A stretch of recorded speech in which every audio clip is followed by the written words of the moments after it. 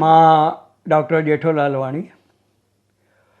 मां PhD कई आहे सिंधी लोकगीतनि में, बनीअ जा सिंधी लोकगीत। तंहिंखां पोइ मां MA B.Ed बि आहियां ऐं साण गॾु मां डिप्लोमा इन लाइब्रेरी साइंस बि कई आहे ऐं हिंदीअ में साहित्य रत्न ऐं विशारद बि पास कई आहे। इहा थी मुंहिंजी तइलीमी लियाकत। मां साइंस, मैथ्स ऐं सिंधी विषय पाढ़ींदो हुउसि। स्कूल में महात्मा गांधी हाई स्कूल में असांजी क्लासरूम लाइब्रेरी हलंदी हुई। हर हिकु क्लास में अलॻि अलॻि लाइब्रेरी हूंदी हुई जंहिंजो मूंखे इंचार्ज करे बि रखियो हुअऊं। ऐं मूंखे वरी किताब पढ़ण जो बि शौक़ु हो त स्कूल जा किताब त ठीकु, पर असांजे सरदार नगर टाउनशिप में उन वक़्तु तमामु घणियूं लाइब्रेरियूं हूंदियूं हुयूं जिते हर क़िस्म जा सिंधी जा किताब मिलंदा हुआ। त पढ़ण जी शौक़ जे करे मां उन्हनि सभिनी लाइब्रेरियुनि जो बि न सिर्फ़ु मेंबर थियुसि, पर सुठा सुठा किताब पंहिंजी पसंदिगीअ जा चूंडे करे ऐं उते मां पढ़ंदो हुउसि। त उहा जेका पढ़ण जी जंहिंखे रीडिंग हैबिट चइबो आहे, उहा मूंखे नंढपण खां ई थी। ऐं लाइब्रेरियुनि में जीअं जीअं वञण जो मौक़ो थियो, जीअं वरी मां कॉलेज जॉइन कयो त कॉलेज जे हिसाब सां जेके अहमदाबाद शहर जूं कॉलेज जूं वॾियूं वॾियूं लाइब्रेरीज़ हुई, मां उन्हनि जो मेंबर थियुसि। त इन करे उन लाइब्रेरी जी ॼाण पिणु मूंखे पंहिंजो पाण पइजी वई त लाइब्रेरी जो कमु कहिड़े नमूने थिए थो, किताबनि जी ॾे वठि कहिड़े नमूने कई थी वञे, किताबनि जी पसंदिगी कहिड़े नमूने कई थी वञे, किताबनि जी क्लासिफिकेशन कहिड़ी कई थी वञे। त इन जो जेको मूंखे पंहिंजो आज़मूदो मिलंदो रहियो त उन मूंखे जेको सो डिप्लोमा इन लाइब्रेरी साइंस करण जी प्रेरणा ॾिनी ऐं मां उहा डिग्री जेको आहे सो गुजरात बोर्ड मां उहा मूं हासिलु कई। ऐं मुंहिंजी वरी वॾी क़िस्मत बि इहा हुई त मूंखे पंहिंजे ई स्कूल में, जिते मां टीचर हुउसि, असिस्टेंट टीचर हुउसि, उते ई मूंखे जेको आहे सो हायर सेकेंडरीअ में मूंखे लाइब्रेरियन जी पोस्ट मिली वई। लाइब्रेरियन साइंस जा 5 मक़सद आहिनि। उन में 2 मक़सद जेके आहिनि उहे तमामु घणा इम्पोर्टेंट्स आहिनि, अहमियत भरिया आहिनि। पहिरियों मक़सदु इहो आहे त लाइब्रेरीअ में जेके बि जेतिरा बि किताब हुजनि, जहिड़े बि विषय जा हुजनि, जंहिं बि लैंग्वेजिस जा हुजनि या जंहिं बि सन्फ़ जा हुजनि, भई मिसलनि नावेल हुजनि, मज़मून हुजनि, कहाणियूं हुजनि, कविताउनि जा हुजनि, धार्मिक किताब हुजनि, अनुवाद थियल किताब हुजनि, उनजो पहिरियों उसूल आहे त हर हिकु किताब खे पढ़ंदड़ मिलणु घुरिजे। हाणे जेकॾहिं हर हिकु किताब खे पढ़ंदड़ मिलणु घुरिजे त ॿारनि खे जेको आहे टीचर्स खे अहिड़े नमूने असांखे मोटिवेट करिणो पवंदो आहे त भई जीअं स्कूल में असांजी लाइब्रेरी में कहिड़े कहिड़े क़िस्म जा किताब आहिनि ऐं तव्हांजी कहिड़े कहिड़े क़िस्म जी रुचि आहे, ओहिड़े क़िस्म जा असीं तव्हांखे किताब पढ़ण लाइ ॾेई सघूं था। ॿियो वरी उन में छा चयल आहे त हर हिकु किताब खे त पढ़ंदड़ मिलणु खपे, पर जेको पढ़ंदड़ आहे उहो टीचर आहे, प्रिंसिपल आहे, शागिर्दु आहे, नारी आहे, औरत आहे, उहे जेकॾहिं लाइब्रेरी में अचनि था ऐं उन्हनि जे पसंदिगीअ जो किताबु उन्हनि खे मिलणु खपे। त हाणे 2 ई ॻाल्हियूं आहिनि। त इन हिसाब सां जेके 2 इहे इम्पोर्टेंट्स, ॿिया बि उन जा लाइब्रेरी साइंस जा आहिनि उसूल, पर इहे जेको आहे सो वधीक आहिनि। पोइ इन करे छा थियो, ऐं साण गॾु असां इंडेक्स लिस्टूं ठाहींदा हुआसीं, टाइप कयल लिस्टूं हूंदियूं। तॾहिं त टाइपराइटर सिंधीअ में कोन हूंदो हो, हिंदीअ में हूंदो हो, या हथ सां लिखियल लिस्टूं ठहियल हूंदियूं हुयूं। ॿियो बि नमूनो ॿुधाईंदो, असां क्लासिफिकेशन कंदा हुआसीं। क्लासिफिकेशन में मीन्स कार्ड ठहंदा हुआ, डेस्क हूंदी आहे, डेबिट कार्ड, उन में कार्ड ठहंदा हुआ। कार्ड ठहण जा बि असांजा 3 नमूना हूंदा हुआ। पहिरियों हूंदो हो त लेखक जे नाले सां कार्ड ठहे, ॿियो हूंदो हो त किताब जे नाले सां ठहे, उन में सभु उन में डिटेल्स ईंदा हुआ। ऐं टियों हूंदो सब्जेक्ट वाइज़, सब्जेक्ट जे नाले सां ठहे।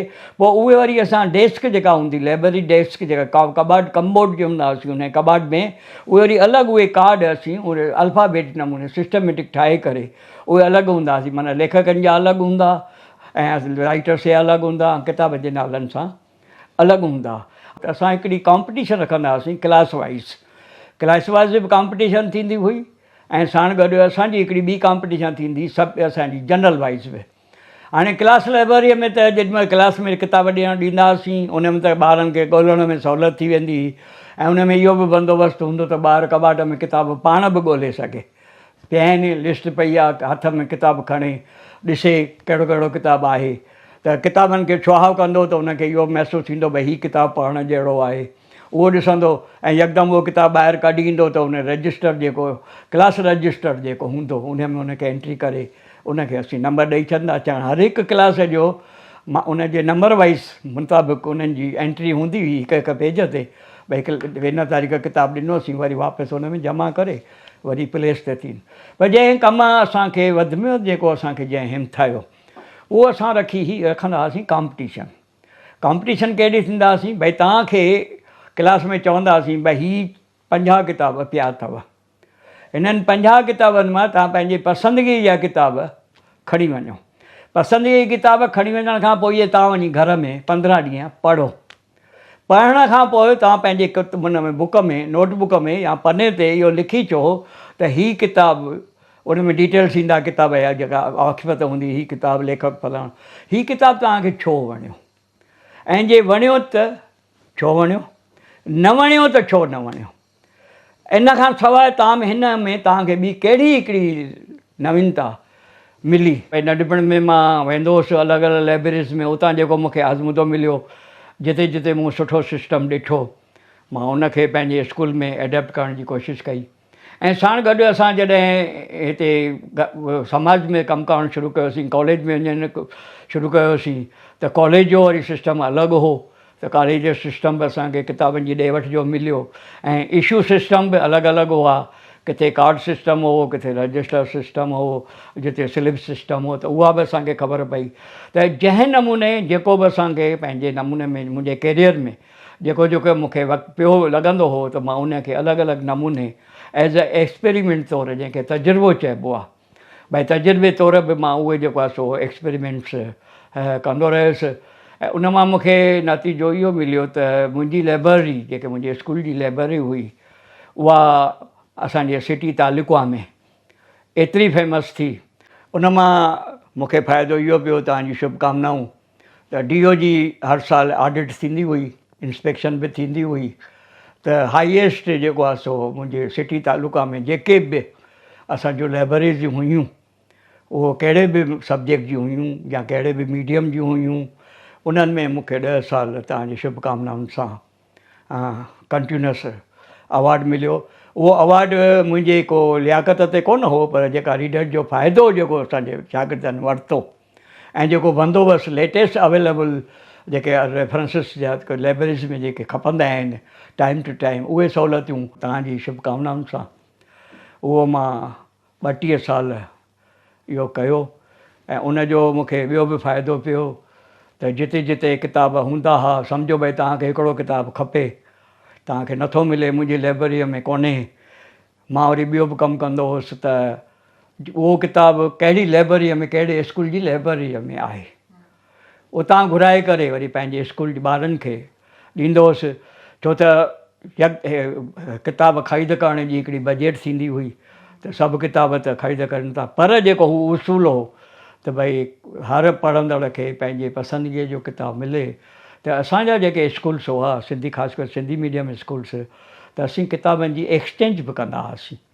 कुझु किताब भई हीअ तव्हां जेके खप उते पढ़नि ऐं असां वटां जेके पढ़नि, त उहो जेको एक्सचेंज ऑफ बुक्स जेका हुई, त उन करे बि छा आहे त सम्झो जेको किताबु ॿिए स्कूल में हो मूं वटि न हो, पर तमामु बेस्ट हो, त मुंहिंजे स्कूल जे लाइ बि फ़ाइदो वरितो। त अहिड़े नमूने तव्हांजे शुक्रगुज़ारीअ सां, ऐं उन जो फ़ाइदो वरी पोइ मूंखे अलॻि बि मिलियो। मां हुतां डेपुटेशन में गुजरात सिंधी साहित्य अकादमीअ में एज़ अ वाइस चेयरमैन थियुसि, असिस्टेंट रजिस्ट्रार थियुसि। त उते जेको आहे सो लाइब्रेरी मेंटेन करण में मूंखे जेको पंहिंजो आज़मूदो हो उहो कमु आयो। ऐं साण गॾु मूंखे हिकिड़ो ॿियो कमु आयो इहो, त मां जॾहिं दिल्ली अकादमी में सेक्रेटरी थियुसि, त उते लाइब्रेरीज़ हुई, त उते लाइब्रेरी कहिड़े नमूने मेंटेन कजे, उनखे कहिड़े नमूने रेफरेंस बुक्स कजे, ऐं रेफरेंस सेक्शन अलॻि कहिड़े नमूने रेफर कजे, उहो मूंखे करण जो हिकिड़ो मौक़ो मिलियो। वरी मां जॾहिं national council for the promotion of Sindhi language में डायरेक्टर थियुसि, त उते हज़ारे बुक्स पिया हुआ, उन्हनि खे मूं कैटलॉगिंग करायो, उनजी कराई, उन्हनि खे प्लेसिंग कराई, ऐं रेफरेंस बुक्स अलॻि करे रखाया। त जंहिंखे रिसर्च जेकॾहिं करणी हुजे, PhD करणु हुजे, ॿी का रिसर्च करणी हुजे, त उहे अची करे उते ई किताबु खणी करे उते ई वेही करे रिसर्च कनि ऐं पढ़नि।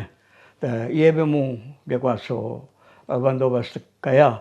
इन करे तव्हांजी शुभकामनाउनि सां ऐं जेके वॾियूं वॾियूं लाइब्रेरीज़ हूंदियूं मां सभिनी लाइब्रेरियुनि जो लॻभॻि इन करे बि मेंबर थियुसि त उते जो सिस्टम ॾिसणु वेंदो हुउसि।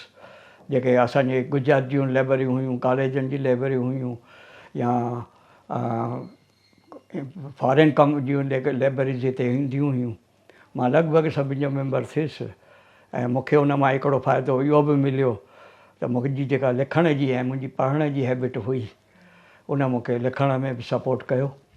ऐं मुंहिंजी पसंदिगी जेका मेन पसंदिगी पहिरीं हुई उहे नाटक हुआ, त मूंखे जुदा जुदा ॿोलियुनि जा नाटक पढ़ण जो न सिर्फ़ु मौक़ो मिलियो, नाटक करण जो मौक़ो मिलियो। ऐं तंहिंखां पोइ मुंहिंजो फोकलोर लोक साहित्य जो इंट्रस्ट हो, जंहिंमें मूंखे ॿनीअ जा सिंधी लोकगीत ते PhD करण जो मौक़ो मिलियो। तंहिंखां पोइ मां रिसर्च कंदो रहंदो आहियां। तव्हांजी शुभकामनाऊं आहिनि। मुंहिंजा 130 खनि किताब अलॻि अलॻि ॿोलियुनि में छपियल आहिनि। कुदरत जेको मूं न चाहियो आहे उहे कुदरत मूंखे ओतिरो मान सम्मान ॾिनो आहे। ऐं मां अञा ताईं बि जेके आसपास में लाइब्रेरीज़ आहिनि, मां जीअं हाणे जिते रहंदो आहियां उते जेकॾहिं कंहिंखे बि कोई बुक्स खपंदो आहे, पढ़ण लाइ ईंदो आहे, त मूं वटि जेका पर्सनल लाइब्रेरी आहे मां उन्हनि खे किताब ॾींदो आहियां। न सिर्फ़ु उहो, पर जेकॾहिं उन्हनि खे किताब खपंदा आहिनि त किथां न किथां हथु करे दोस्तनि वटां आणे। पर जीअं भई बुक्स जी वधि में वधि रीडरशिप थिए। ऐं जेके वरी PhD कंदा आहिनि या जेके IAS UPS में या MA सिंधी कनि था, त उहे जेकॾहिं उन्हनि खे बुक्स जेके टेक्स्ट बुक्स न मिलंदा आहिनि त असां कोशिशि करे उन्हनि खे किथां बि हथु करे, न त पछाड़ी इहो ज़ेरोक्स करे, न त अॼुकल्ह जेको नओं सिस्टम अची वियो आहे WhatsApp ते उन्हनि जो फ़ोटो कढी करे मां उन्हनि खे ॾींदो आहियां। ऐं जेकॾहिं कोई सब्जेक्ट पढ़ंदे सम्झ में न ईंदो अथनि त ऑनलाइन मोबाइल ते, छो त मां सोशल मीडिया ते कोन आहियां, पर मोबाइल त आहे ई आहे, उन्हनि खे मां टीचिंग बि ॾींदो आहियां, सम्झाईंदो आहियां। त हीअ हिकु चवंदा आहिनि एज़ अ लाइब्रेरियन जेको हिकिड़ो ड्यूटीस आहिनि ऐं जेके उनजा मक़सदु आहिनि, अञा ताईं हिकिड़ो छा चवंदा आहिनि जीवन जो हिसो बणिजी वियो आहे। ऐं तंहिंखां पोइ तव्हांखे ॿुधायां त मां पंहिंजा अजाया किताब न मोकिलींदो आहियां। ऐं ॿी ॻाल्हि आहे त हिते गुर्जरी थींदी आहे, संडे ते गुर्जरी भरजंदी आहे, जिते झूना किताब विकामण ईंदा आहिनि। त उते मां वरी वेंदो आहियां। रेफरेंस बुक्स जेके हूंदा आहिनि, सिंधीअ जा जेके वॾा वॾा किताब हूंदा आहिनि, उहे किताब सस्ते अघ ते वठी ईंदो आहियां। पोइ जंहिंखे खपंदा आहिनि डोनेट करे ॾींदो आहियां। इन खां सवाइ तव्हांखे जेका ॼाण खपे, महिरबानी, लख शुक्राना, धन्यवाद। जय सिंधी, जय झूलेलाल। ऐं हिकिड़ो अखर मां हमेशह मैसेज चवंदो आहियां, जीअ में आहे जेसीं जान, जीअ में आहे जेसीं जान, ज़िंदह रहंदी पंहिंजी ज़बान। जीअ में आहे जेसीं जान, ज़िंदह रहंदी पंहिंजी ज़बान। सिंधी तोखे कोन छॾींदुसि, तो लाइ पंहिंजी जान ॾींदुसि। सिंधी तोखे कोन छॾींदुसि, तो लाइ पंहिंजी जान ॾींदुसि। सिंध छॾीसीं परवाह नाहे, सिंध छॾीसीं परवाह नाहे। हिंद में तोखे हाणे ॾींदुसि।